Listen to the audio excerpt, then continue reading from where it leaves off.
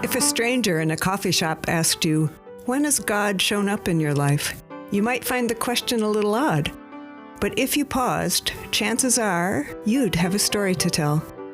At St. Mark's, we believe God is at work everywhere, and everyone has a God encounter story. Inspired by StoryCorps, this Lent we're introducing GodCorps, an opportunity to record a short interview and share an experience of God at work in your life. We'd love to hear your story. Hi, this is Father Jonathan here again, and this time I get to be talking to Trudy Nickel. Hi, Trudy. First-time caller. Long-time listener. Good. Long-time listener. First-time caller. First-time caller. Well, I am so glad that you agreed to share your God story. So let's get into it. Tell us about a time when God spoke to you. Let's have a conversation. All right. Feel free to jump in. I will. The question is not when God spoke to me, but how many times I said no. Oh, interesting. I like this. So when I was That's so unlike you, Trudy, to say no. What? If we weren't on radio, we're not on radio. The words I would use, the things I would say. Oh, she's getting spicy already, folks. Get ready. I was diagnosed as a diabetic when I was 18. Mm-hmm. Not exactly a cool time in one's life. Sure. In those days, you didn't have all the cool gear you have now. You always had to carry a vial of insulin and needles and all that stuff. Scary. How did you discover it? I mean, how did you know it's that? It's in my family. My brother was 5. Were you being tested and stuff? I don't know how much you know about diabetes, but a big sign is, 1, you have to pee all the time. And you're thirsty. 2, the thirst is overwhelming. So after the end of my first quarter in school, I went home like that. And my mother went, uh-oh. So he was 5, I'm 18, my sister was 37, one of my sisters, and my mom was 40, which is hilarious because she blamed it on my father's side of the family the whole time. So you're diagnosed at 18. And let's just say, well, what the heck? That was 50 years ago. Okay. So at the time, would you rather stop, pull out your insulin and a needle, right, or drink beer with your buddies in college? I opted for B, repeatedly. Okay. After I got out of school, I had majored in political science, which my father called an absolutely worthless major. Okay. What are you going to do with that? I moved to D.C.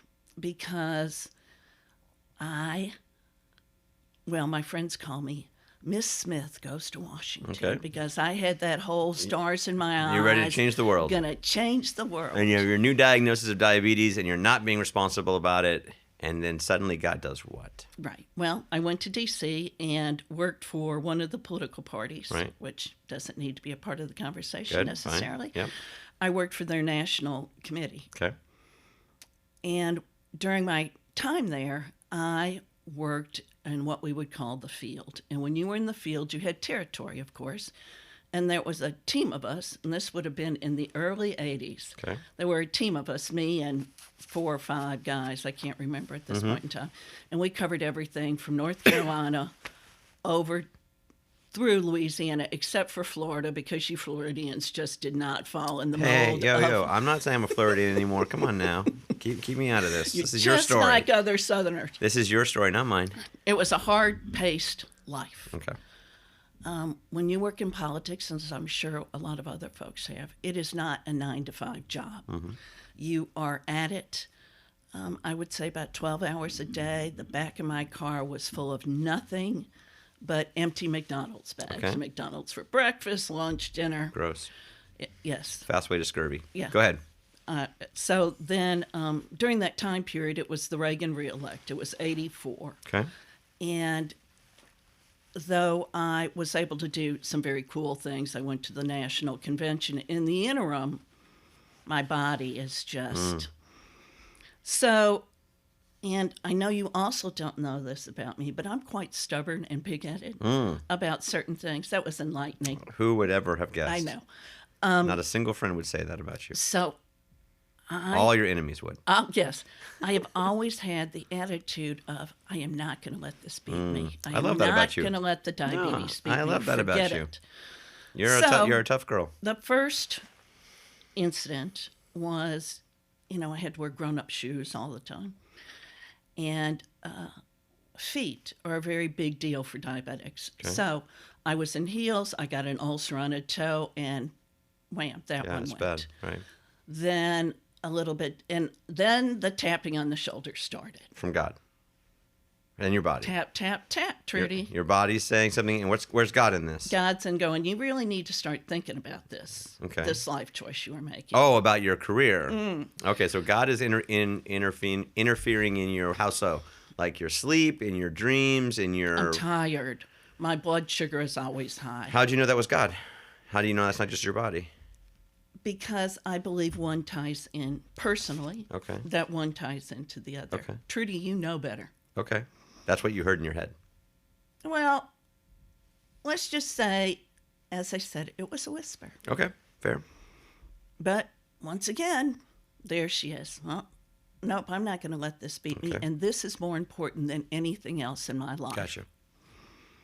Then, let's see, where were we the next time? I was managing a campaign in Yazoo City, Mississippi. Again, right before the campaign started. Tap, tap, tap. Okay. Another toe went. And did I go home? Oh, no. So you lost the toe. Oh, yeah. When I say they went, it means they're amputated. Okay. So you're now an 8-toed lady. 8 toes. I sound like a frog. Yes, at this point in time, I have 8 toes. And you're not in your mind. You're like, well, that's just the part of the cost of the job and cost of what I want to do. More the, I'm not going to let this be. Okay, fine. I'm going to keep sacrificing your body. As you can tell, I have a tremendous pronoun problem at this point because it's all I. I see.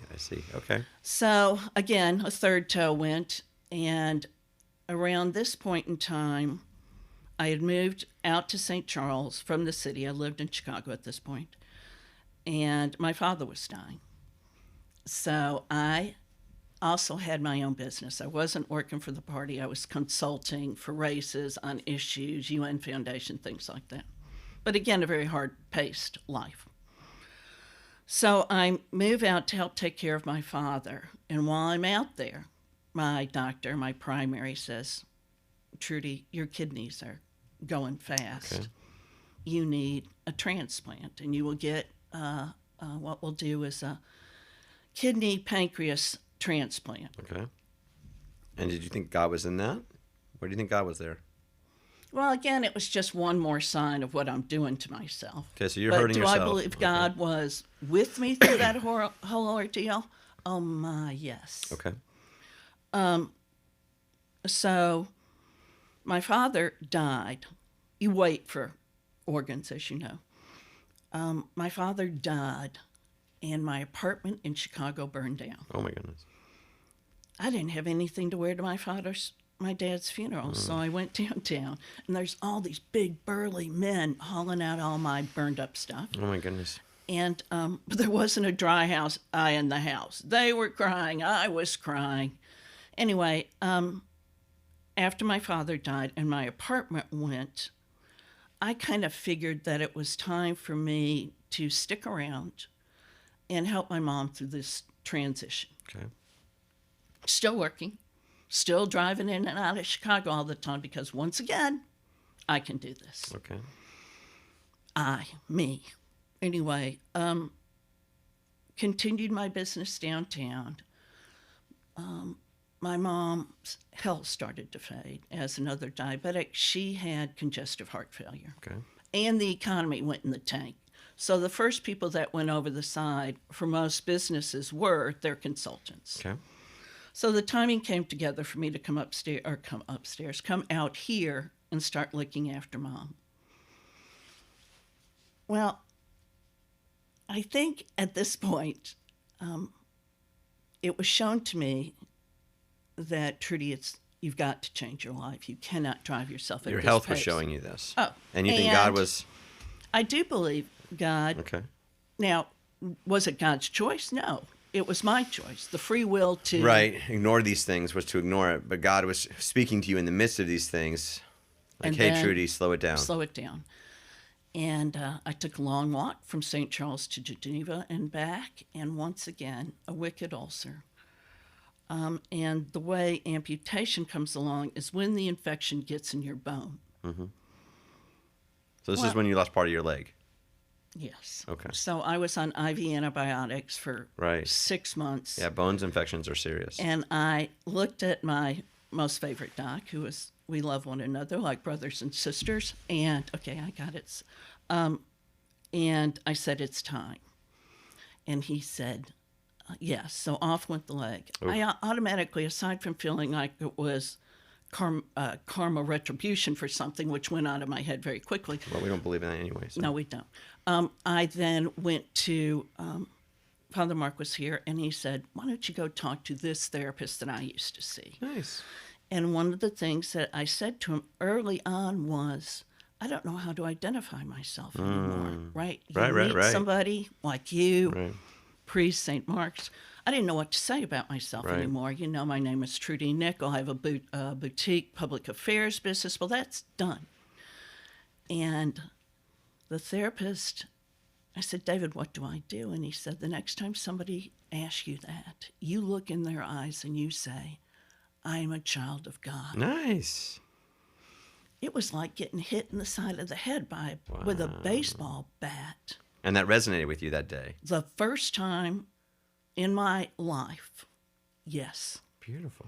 I was never a bad person, but I realized the pronoun problem. It was not we, God and I. It was not he or him. It was always me.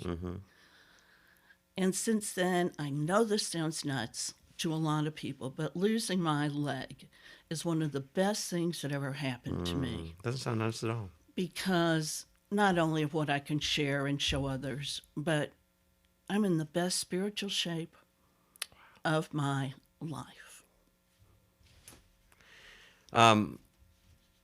In my current situation with my life, I've been thinking about some similar things, and there's a quote from Stephen Colbert, who in a car accident. First of all, we're not quoting the Lord; we're quoting Stephen Colbert.